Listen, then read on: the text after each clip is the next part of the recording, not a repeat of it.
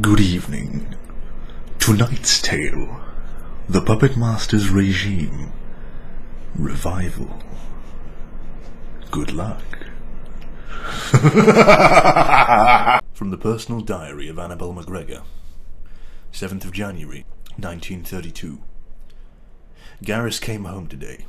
He seemed paler than he used to, much more quiet.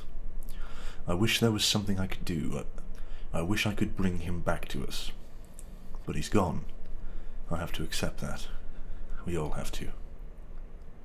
As it turns out, the diary of Annabelle McGregor, Garris Creeley's adoptive mother, for those of you who don't remember, was used in the writing of a 1998 psychological thesis by Catherine Jacobs entitled From Garris to Hannah, a study as to the effects of child molestation. In this book, the author uses materials from various different child molestation trials to form an in-depth study on the resulting mental scars such experiences can procure in children. Annabelle's entries themselves aren't that relevant, often repeating the same things over and over, but they do form a cohesive thread between two big events in Garris Creeley's life: his release from the West Riding Mental Hospital and his journey back to America.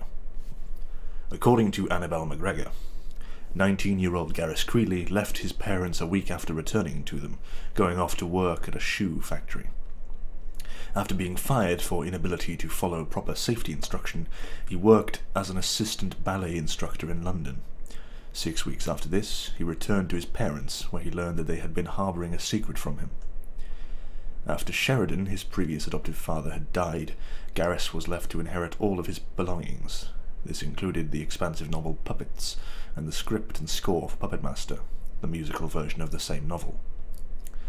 From the personal diary of Annabelle McGregor, 18th of September, 1932. Garris called to tell us he was leaving. We asked when he was coming home. He hung up after that. It's been 4 days and I'm beginning to believe that I won't ever see him again. Not much is known about Garris Creeley after that. The next existing record of him is in a financial statement in 1933 concerning an inquiry for a choreographer for Puppetmaster's regime. It would appear that Garris was continuing his adoptive father's work. Why on earth Garris Creeley would drop everything in his life to continue the work of his parental rapist is beyond all logical comprehension. One reason could be that he wanted to understand his father more. He was, after all, Sheridan's son. Perhaps he understood how much Puppetmaster had meant to him, and had devoted himself to polishing up the production. In Catherine Jacobs' book, she details a great many examples of this. In the letter from Garris to the aforementioned choreographer, he writes, "I hope to enliven the production with a bit of playful mystery, such as the essence of the original novel format." I don't have the complete manuscript for Puppets, though Catherine Jacobs apparently does own a small snippet of about 200 pages. God only knows how she acquired this. She lists a total of 17 excerpts in her book. From what I've read, the prose of Puppets is very difficult to comprehend. One might assume that Sheridan hadn't ever stopped writing it and had never revised.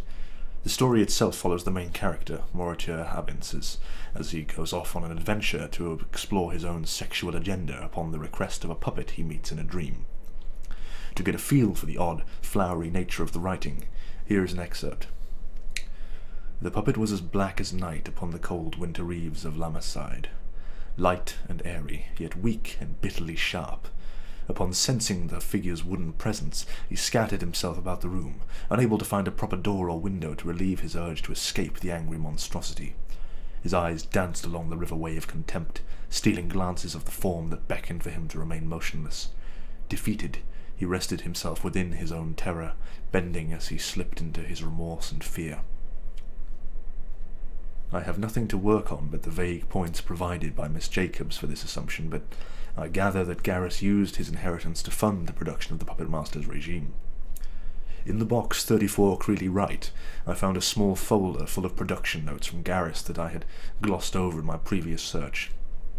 Nothing of great importance stands out, other than the pitch Creeley used to gain attraction of several theatre owners who were interested in housing the production.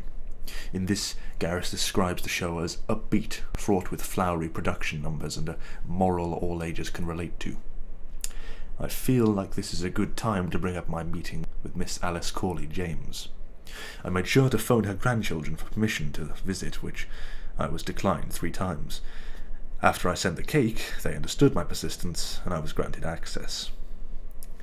It was a 6-hour drive to the home of Alice Corley James. Her granddaughter was hospitable enough, well, as hospitable as someone can be when they obviously don't want you in their home. She took me to the living room and offered me some cake, which I declined. A few minutes later I met Alice, who limped her way onto the couch with a plate of cake in hand. I tried speaking with her, but she refused to talk to me until she had finished eating. I took an instant liking to the old bat, nutty as she was. Throughout the following Q&A, Alice made it very apparent that she had reviewed her facts.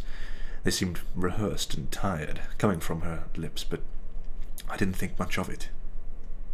From the Testament of Alice Corley James, 1926 to present. Question. How old were you when you saw the Puppetmaster's regime? Answer. 9. I had just turned 9 that Wednesday, and we were going to have a party the following Saturday. Question. What do you remember about the production? Answer. I don't truly remember a lot about the show. I was young, I was hyperactive, and I was bored to tears by the entire thing. It was so very monotonous and so blandly staged. I recall watching the 3 kiddies dancing the same exact motion, twist, tap, for almost 4 minutes, all the while the ensemble walked in crisp lines. It was so awkward. That little boy playing the main character, Maury something or other, was a bit quiet if you ask me. He sort of mumble-spoke, squinting the entire show. Those vague, squinty eyes were bland as well. I fell asleep halfway through Act 1. Question. And do you remember the end of Act 1? Answer. No. When I woke up, my parents were dragging me out of the theatre.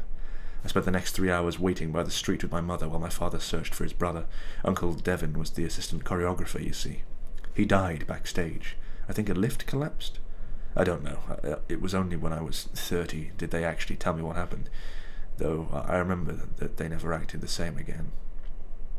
Question. Did your uncle keep any documentation of his time working on the production? Answer. I wouldn't know. We weren't that close to him, you see. Question. If he did, where could I find those documents? Answer. Either they're still at the theatre, or my father... oh, yes, my father probably had them. I remember the policeman delivering the box to us. Your best chance of finding it would be in the attic. We moved all of my father's old office documents into a red... Yes, it was red. A red chest. If it isn't there, it was most likely thrown away. Mrs. James's granddaughter aided me in my search, and together we found the red chest, as well as Devin Corley's belongings. They had been shoved into a small storage crate within the chest, sloppily strewn in wrinkled chunks of paper. I offered Alice the opportunity to rifle through the crate, but she politely shooed me out of her house before asking for another piece of cake. At first, I couldn't make much sense of the contents within the box. There were a few bills, some blasé production notes, and a list of ensemble performers. However, one particular sheet of paper does catch my interest. The audition notes for the role of Moritor. For those of you who don't remember, this was the character whose actor was last seen begging the audience to help him on the night of Puppetmaster's premiere. Not many names are found in this file, oddly enough. Just 14 boys and 6 girls. Underneath the various names are notes over the auditions, such as too cheeky, too quiet, too mumble-mouthed. But about 3/4 into the paper, the name Timmy Wright is circled 3 times, a small star etched beside it. He's the one, the note reads boldly. I've done a bit of research on this performer as well. Timothy Cartwright was born in August 1623. His father, Vincent Cartwright, was a lighting designer for a theatre on Broadway at the time. His wife, Margie, was a costume designer. Though little is known about the beginning of Timothy's career, but by the age of 9 he had taken the vaudeville world by storm as Timmy Cutie Pie Wright, or Cutie Wright for short. As far as I can gather, his only Broadway credit before the Puppetmaster's regime was a semi-successful flop called Joyful Hooligans, in which he played a young British boy who falls off a ship and is taken in by a band of American teenage pickpockets. Devin Corley's diary details the arrival of Timmy to the theatre. He says that Timmy was asked to be dropped off in the lobby without his parents. Gareth Creeley instructed the staff not to enter the lobby for an hour. At the end of this hour, Gareth Creeley himself came through the lobby doors and found Timmy still in his seat by the receptionist desk. He was quoted to have looked confused and scared, with a look in his eyes that likened to an old cat, weak and defenceless. Gareth led him back to his office, where he waited for his parents to return to sign the proper paperwork. The next few entries of Devon Corley's diary describe the hiring of the rest of the cast and crew. Shirley Taxam was signed on to play Tura Hunt for 3 weeks, died in an automobile accident, and was replaced by Sally Wilkes. Henry Gregory, another vaudeville performer who had worked with Timmy at least twice before, was signed on to play Adelbit. Other cast members included Fernando Perron as Mr. Opkisser and Grace Day as Madame Reparo. The casting for the Man in Black, as well as the puppet dressed in black, are not listed. Set design was done by Abraham Duarte, and costumes were done by Juliana White. Lighting and direction was taken up by Gareth Creeley himself. For the first 2 weeks of production, Devon Corley's description of Creeley doesn't seem too interesting. A bit eccentric, a bit of a perfectionist. But he's also described as jolly and surreal, like the Santa impersonators that you see in department stores. He was always cracking jokes and, for the most part, had a good attitude. However, as innocent as his behaviour seems, even from the beginning he has a strange obsession with Timothy Wright. Corley details an instance where Timmy was clearly getting the choreography wrong, and yet Gareth berates the other children for messing him up. From Devon Corley's perspective, he coddles the boy and barely even directs him. Now, as light-hearted as he was, Gareth Creeley was also a rather strict director. Devon Corley claims that each of the cast members was to arrive at 4 in the morning, 2 hours before crew arrived, simply for vocal exercises and warm-ups. One entry states, the ensemble was placed into 3 lines and the children were lined up in front. Mr. Creeley would spend 15 minutes going over the exact same tap routine each morning. He always had Timmy do it first, and then the others were to follow. Afterwards, everyone was to gather in a circle for vocal warm-ups. It would start by going through their ranges, then Gareth had us do that awful dance. There were to be 2 circles, one inside the other, and the cast would hold hands. Then both circles were to dance around in opposite directions. The outer circle began the chant first, crying out, "Semente, Semente," while the inner circle yelled out, "Frela, Frela." Both chants were ensemble lyrics that had been cut from the production, but Mr. Creeley saw fit to include them every morning, saying they were perfect vocal exercises. Gareth's impatience continues throughout the rehearsals. It grows violent, and many cast members report to Devon that Sally Wilkes exhibited bruises on her upper arms. The script was modified weekly, putting the company in great stress. Timmy Wright was the one who took the most damage, as most of the changes gave his character more lines, placing him under a lot of pressure. He was often asked to visit Creeley's office for private readings, where he'd stay for hours. Tragedy entered the life of Timothy Cartwright on August 13th, 1933, when he and his family had been the victims of an automobile accident which killed his father, and severely injured both he and his mother. Devon writes that for a month and a half, Gareth visited Timmy daily, and eventually stopped coming to rehearsals altogether. The principal choreographer, Mandus Thorman, took up the role of director during that time. It was also during this time that they sought out the employment of a 14-year-old Rory Atkins to be the understudy for Timmy. Devon writes that it was at the conspiring of Thornton and the producers that Rory would eventually replace Timmy. "This cutie Wright," writes one producer, "is completely inept in the art of performance. His delivery is too big, his eyes are too big, his presence is too big. And for all that bigness, he has a shockingly little amount of talent and discipline. Mr. Creeley spoils the boy, and hardly gives a scrap of motivational honesty in the direction of anyone else. In short, Timothy Cartwright must go." While Gareth was gone, the production staff also persisted in cutting certain things from the show. This included a number that occurred midway through Act 2, a gibberish number sang by an army of puppets. They said it slowed down the production. Creeley was quite unhappy with this, giving them several angry phone calls about the matter. They eventually gave him an ultimatum: cut the number completely, or put it somewhere else. Gareth placed it at the end of Act 1. Devon notes that Gareth would tell the children to practice this number on their own time, and when they did run through it during rehearsals, it was in segments, never in its entirety. The number itself contained one group of lyrics that were repeated over and over again. Gareth made it painfully clear that the company was to sing these stanzas exactly 100 times before they could take a break during intermission, even if the curtains closed before they were finished. Devin's journal ends with a relief from the notes throughout. Instead, he explains an event that he himself was present for. I think it's best to simply copy the section itself. Nobody was ever allowed in Mr. Creeley's office but Mr. Creeley and Timmy. I assumed Mr. Creeley would want to meet Rory, but he never asked for an audience with him. However, Mandus had instructed me to deliver 3 resignation letters to Mr. Creeley's desk, and I went to my task. When I came in, the room was all musty and hot, like there wasn't even air conditioning there. The windows were drawn, but my vision adapted fairly quickly. I saw that on the floor was a worn mattress with plates and cups all around. I blinked in surprise. Rushing over to the bedding, I saw that it had definitely been in use for quite a while. I wondered, in astonishment, if Mr. Creeley had been living in the theatre. When I considered the idea, I did recall that he'd put all of his money into the show, and we'd never heard him ask us to send any papers to his house, only to his office. Along the far end of the room were a few piles of shirts and trousers. It was still very dark, so I didn't focus on them too much. I went to set the papers down on the desk when, against my better judgment, I had the urge to snoop around a bit.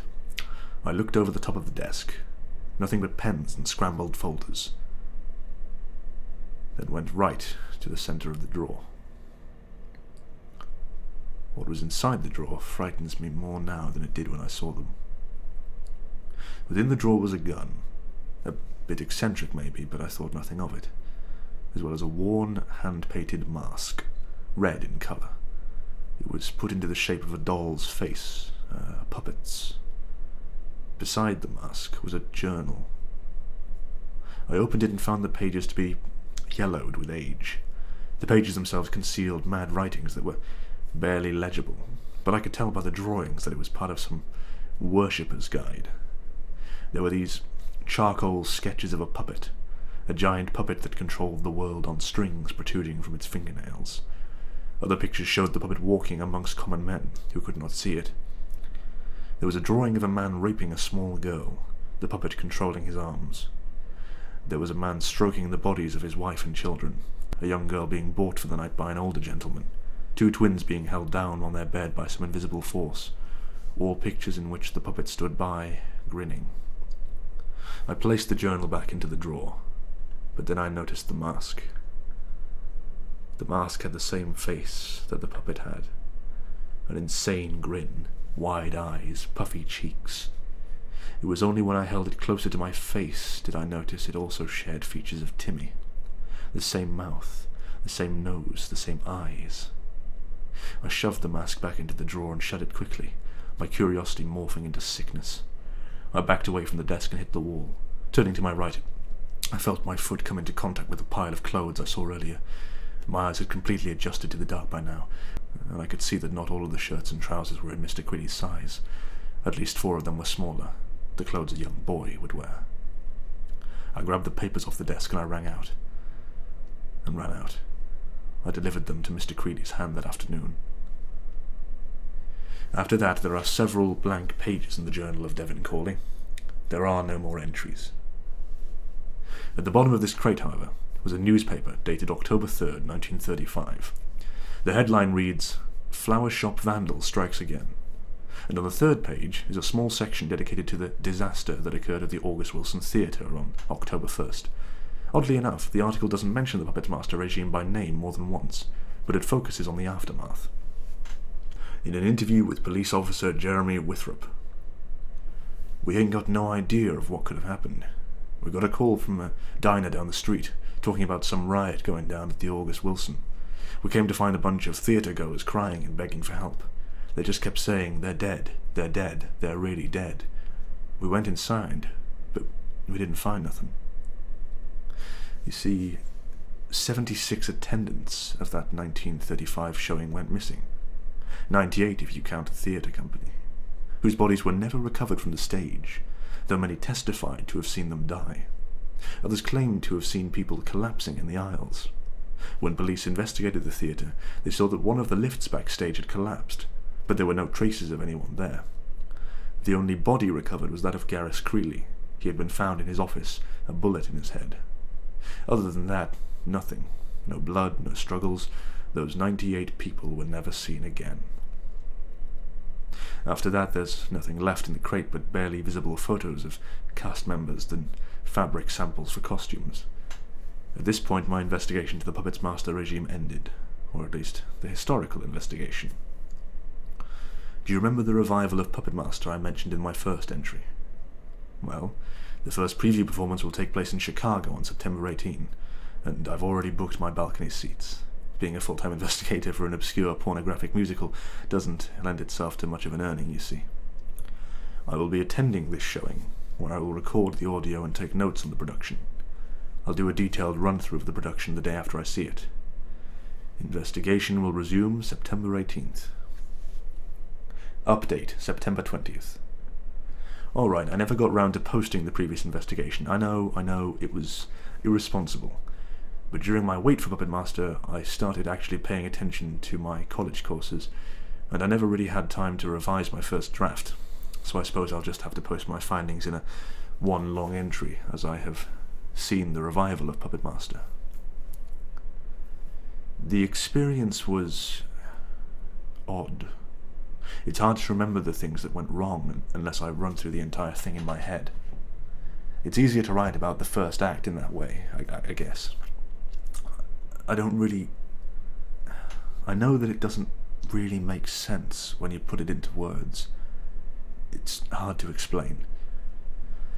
Enough of my cryptic build-up. I arrived in Chicago last week, where I stayed with a couple of old high school friends for a few days. We had fun catching up, but I never took my mind off the Puppetmaster's regime. The theatre that housed the production was rather obscure, located a few miles out from the main city. None of the news articles I've read post-preview have mentioned the name of the theatre, so I can only imagine they don't want the publicity. Upon entering the theatre, I was given a playbill by a cheery man in a suit, an older gentleman with a weak smile on his face. The playbill itself showed the white silhouette of a young boy, several puppet strings attached to a scribbly red and black heart that hung within his chest. There were white dollies hanging all around him. I remember thinking it was odd that a preview playbill would be in colour, as those aren't usually printed until the show starts making money. Anywho, I made my way to my seat and began to read through the playbill itself. I didn't care much about the names of the cast members, though I do recall seeing the picture for the boy playing the part of Mauritia, a 14-year-old named Milton Holliday. The show opened to a long, plodding overture, played mostly with piano, with these odd whistles being played through speakers all around the theatre. After about 5 minutes, the music changed to a more bouncy, light-hearted tune, and the curtain came up. The stage was empty, nothing but the projected backdrop of a village square, with these odd clouds floating above. About 10 children in 18th century German clothing skipped on stage, playing with balloons and dolls. As the music progressed, a small mechanical horse wheeled itself on stage. The lights dimmed and the children stopped. The horse dragged along a cart, upon which a small curtained puppet box faced the audience. As the cart came to a stop, a large puppet in a black robe flew out from behind the curtain. The children screamed and backed away. And then the puppet spoke. "Good day, little ones. What a wondrous day for a bout of play, isn't it? Now don't you be frightened, sweetlings.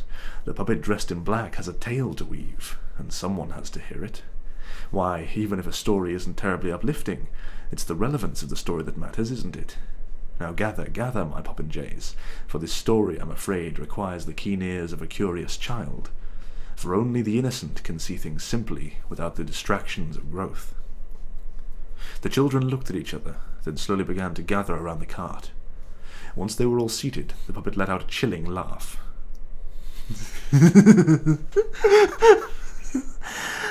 "That's the spirit, kiddies," he sing-spoke. "Now this is a story about many things, about love and about hate, about dark and light, about the difference between right and wrong, about the difference between wrong and right. But at the core, this is a story about a little boy named Mauritia." And with that, the light on the cart fades away, and a light fades in on a small boy holding a broom, smiling proudly. Mauritia.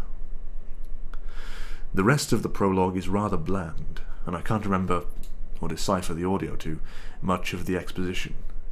The puppet, Mauritia, and Mr. Opkisser share a song, We learn that Moritur was an orphan who Mr. Opkisser found on the side of the street 5 years ago, and has since put him to work in his puppet shop. The costumes from this point seem much less historically accurate from the opening scene. Everyone's costumes seem faded and bland in colour scheme, but each of the outfits are ridiculously frilly and layered. Some of the story's exposition is changed. For example, Moritur's last name, Abinses, has been reapplied from the novel on which the story was based. The staging and set design is oddly reminiscent of Andrew Lloyd Webber's The Woman in White.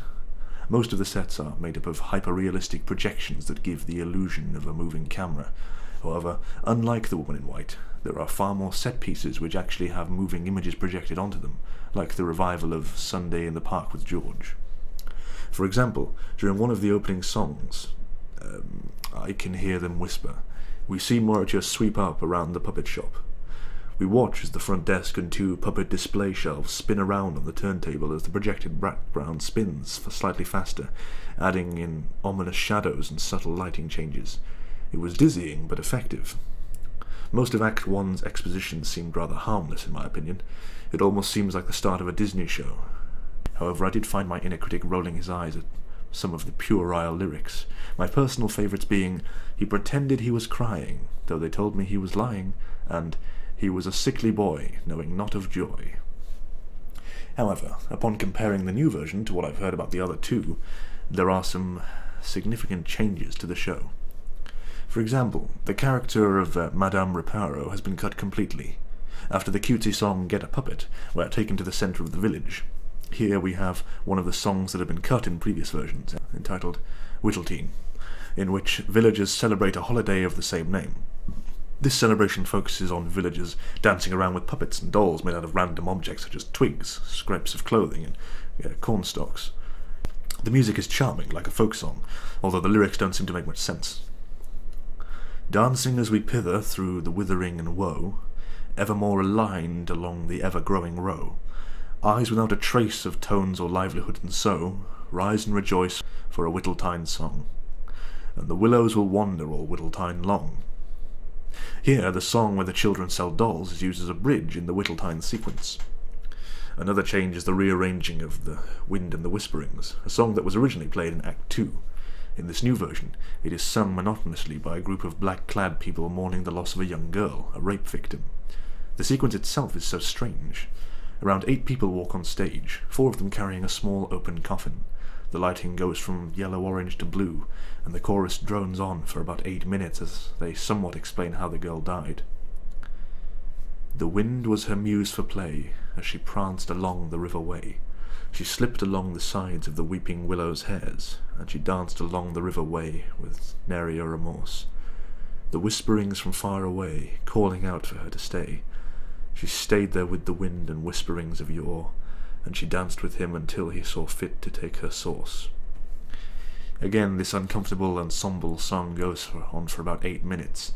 From what I could assume, the little girl had been playing along the river when a man asked her to play with him until night time, where he raped her and tied her and tried to drown her before a policeman stopped him right as the girl had perished. Other than that, most of Act 1 seemed the same as the other versions, given there is a small bit where a girl with a puppet mysteriously appears and then disappears while Moritur sweeps up the shop, and a random scene right before the finale in which Mr. Opkisser sings about the hardships of raising Moritur, a song reworked from the same song Madame Reparo sang in 1934. The finale song itself, which so many people had claimed held some sort of force to it in 1934 production, didn't seem all that powerful, although this may be due to a rewrite. The 1934 version was said to be significantly longer than the 28 workshop, at around 12 minutes of non-stop gibberish lyrics. This version has a reprise of The Wind and the Whisperings, followed by a few verses told through the odd language. The lyrics are, in fact, somewhat odd-sounding after 2 minutes of non-stop strobe lighting, but I wasn't that affected by it. There weren't any deaths after the finale, at least, though intermission did last 10 minutes more than it was supposed to, due to technical difficulties backstage. Act 2 was where the most of the changes seemed to be. It began with a light on Moritur being strung up on ropes like a puppet, his friends and Mr. Opkisser hanging on either side of him. A new song plays where all the songs from Act 1 are placed into a montage, while the Act 1 finale music plays in the background. Just as the music shifts to the pounding Whittletine music, Moritur awakens. Remember when I mentioned that Act 2 was mostly made up of a bunch of songs played one after the other for no apparent reason? Most of that has been cut. The only two songs from that long drawn-out sequence are What Is This Place and Mauritius' Soliloquy, which has been renamed Mauritius Controls the Puppet. Mauritius Confronts the Puppet, and has been changed to a duet sequence. The lyrics have been improved as well, whereas the 1934 show had lyrics such as this: What is this place? What are you aiming? This isn't well, sir. Why are we gaming? This isn't a game. The improved lyrics are: What is this place? Wait, am I dreaming? This isn't real. No, nor what it's seeming. It's all a dream. Still a bit clunky, but at least they make sense now. The particular scenes I listed before involve a panicking Mauritius confronting the puppet dressed in black, who explains that Mauritius' soul once belonged to a child rapist, and that he died before the puppets could punish him. This is where the set designs can become a bit odd. There were several floor-to-ceiling metal dollies that would constantly roll about on stage, as if to symbolize Mauritius walking somewhere. The backdrop went red, and there were projections of puppets flinging the corpses of children along the walls. To say it was unsettling would be an understatement. After this, the story progresses in a similar manner to the 28 workshop, but with different twists. Mauritius learns that the odd-looking man in black from the first act was the boy that Mauritius raped in a past life. The man in black wants to revisit their relationship, but Mauritius wants nothing to do with him. They spend the next 10 minutes singing about what might have been, and Mauritius begins to remember things. He ends up seducing and dominating the man in black, and they have sex on a bed, while a group of children acrobats frolic about on long sheets of fabric above them. Just then, the puppet dressed in black shows up, and orders the old man to go away. He explains to Mauritius that his punishment is to forever serve him, aiding in the future rape and murder of children in the village where he lives. As they both sing the title song, several children, including the little girl who drowned in Act 1, join in, all holding miniature puppets dressed in black. The new ending is a bit confusing, but apparently they're saying that paedophilia is some sort of vicious cycle. When a paedophile dies, his soul is placed into that of an unborn child, who will, by fate, be raped themselves. This influences them to become child molesters in their adulthood, etc. Mauritius, as well as several other children, manage to defy destiny by escaping their respective rapists, which results in their being enlisted into the Puppetmaster's regime. It makes so little sense, and it's so damn creepy. Then, just like in the 1928 workshop, all of Mauritius' friends are returned to the puppet shop, but none of them have any memory of Mauritius. We cut back to the cart from the prologue, where we see that all the children have disappeared. From the back of the puppet box, Mauritius and the man in black exit from behind the curtains. They hop upon a horse and begin to trot their way out of town. As they exit the village, they hear a small girl's terrified screams, and she lunges out in front of the cart. She begins to beg Mauritius and the man to help her, just as an old man rushes out in pursuit. He insists he is the girl's father, but she sobs that she's never met him before. Panicked, Mauritius pulls on the horse reins and runs over the man, killing him.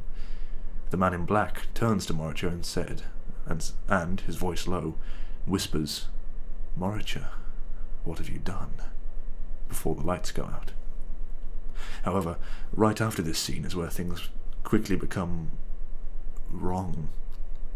The lights slowly faded from the green tint of the forest into a deep blue, similar to the lighting during The Wind in the Whisperings. The entire company slips out from backstage holding their miniature puppets, staring directly at the audience. Just then, the lights begin to flash, and the puppets... I know this sounds kind of stupid to say, but they sang. I don't mean that the children sang while controlling the puppets' mouths. The puppets actually sang. Oh God. The song. It was that same gibberish from the Act 1 finale. The children, the adults, all of them were holding puppets. They chanted those horrible words over and over again, their eyes unblinking, focused on the audience. Trapped in our seats, we were forced to listen to the song repeat itself over and over. I saw that the cast had begun to move the puppets around in a jerking, near-erotic dance moves, every now and again twitching in unison with the rest of the company. After a while I began to feel sick. We were all sick. I could see people in front of me leave their seats, ready to leave. I tried tuning the chants out, but that only seemed to make them worse. The music pounded within me, causing me to jerk about with each pounding drum. As I leaned back in my seat, I realized something. The pounding within me wasn't just from the orchestra. It was from beneath me. For a moment, I could see that everyone else could see it too. For a faint moment, we could feel the ground beneath us quake along with the chants. I looked up to see if the cast had noticed, but then I saw the puppets.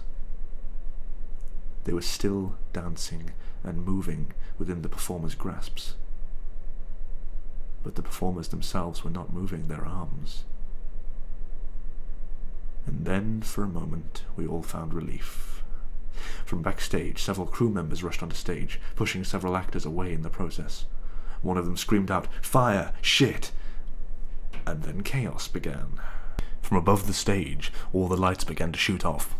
The projections behind the actors flickered briefly before shutting off entirely. The company screamed, as did the audience. In a flash of fire and sparks, the actors began to leap off the stage, and we all began to pile out of the door. I still had a headache. I could still hear the pounding. The fire department arrived shortly after the theatre was evacuated. About 10 minutes before the trucks arrived, we heard the back of the theatre collapse. I've since checked the articles online, and 60-plus attendants at that show, 9 of them being cast and crew, have gone missing. As it turned out, most of the people who didn't leave the parking lot were either helping out, like me, or were too shaken up to drive. When I finally began walking towards my car, a gurney was wheeled right past me. The man I saw lying there, unconscious and hooked up to the oxygen tank, and hooked up to an oxygen tank, was the same man who had handed me the playbill. I drove back to my friend's apartment and went straight to bed. Even in my sleep, I could still hear the pounding. By morning, my headache had stopped, but the memory of the night before still lingered. I went to my computer straight away to upload the audio I had recorded. My camera tends to divide long videos into smaller ones, and I immediately deleted the last video. Nobody ever needed to hear that, especially not me. I listened through the recording again, making notes in the word processor as I went along. I found myself humming to some of the more bouncy tunes, the pounding slowly fading away. My fear of the show had lessened.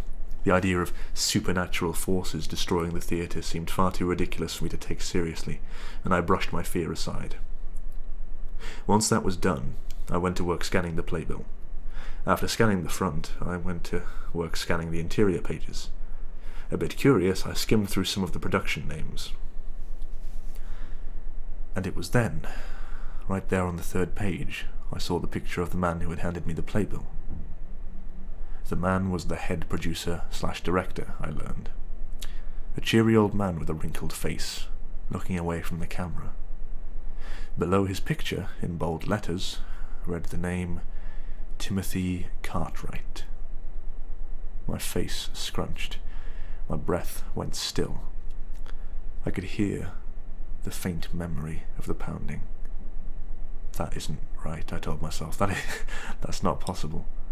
It's a different person, has to be. Timothy Wright died on October 1st, 1935, at the premiere of the Puppetmaster's regime. Everyone saw it. Everyone saw him begging for help, strung up on strings. This isn't possible. Then I remembered something. In my interview with Alice Corley James, she mentioned Mauritius' squinty eyes and his monotonous acting. Timothy Wright was known for his wide-eyed expressions and over-the-top delivery. It's what made him famous. The person performing Mauritius that night in 34 must have been Rory Atkins, the understudy. That and Gareth Creeley had been found dead, killed by a gunshot to the head. Everyone assumed it was suicide. Nobody even suspected murder. I remembered Devin's journal, the puppet mask, the clothes, the fascination with Gareth Creeley, the fascination Gareth Creeley had with the little cutie Wright. Nobody even suspected murder. Why would they? And then, to add to my revelation, I realized that among the cast members who had escaped from the theatre, there was one boy sitting in the back seat of his mother's car, the vague, empty face of Milton Holiday. Mauritius. The Puppetmaster's regime is not a simple musical, I've come to realize. It's more than just a production. It's a force, an entity even. It's not just a madman's sick, elaborate scheme to rape his own son. It isn't just a boy's obsession over destroying his father's work. It isn't only an innocent victim's last attempt at showing the world how he was wronged. It's a greater monster than that. Within the writing and music of this show is something I don't know what, and I don't want to know what. Some kind of monster that refuses to die. People who saw the Puppetmaster's regime in both 1928 and 1934 were said to have suffered long-term mental effects, causing them to hum tunes they had only heard once. Even now as I type, I quietly hum the sick, demented tune of "Never Mind Me, Mister." When I sleep, the wind and the whisperings refuses to rid itself from my subconscious. I find myself thinking about this production night and day, singing and thinking about possible depth to certain subplots and songs. What's worse is that I know that someday another revival of the demented work will make its way onto the stage. Milton Holiday is still alive, isn't he? And this evil won't rest until it remakes itself again. I've decided not to post any more of my findings. This includes the audio taken of the revival, and I suggest that none of you attempt to look further into the matter. It simply isn't worth it. Update, September 27th. A few days after writing this, I read a few articles about the fire at the theatre. Those 60+ missing people? The fire department has been searching through the rubble. None of the bodies have been found.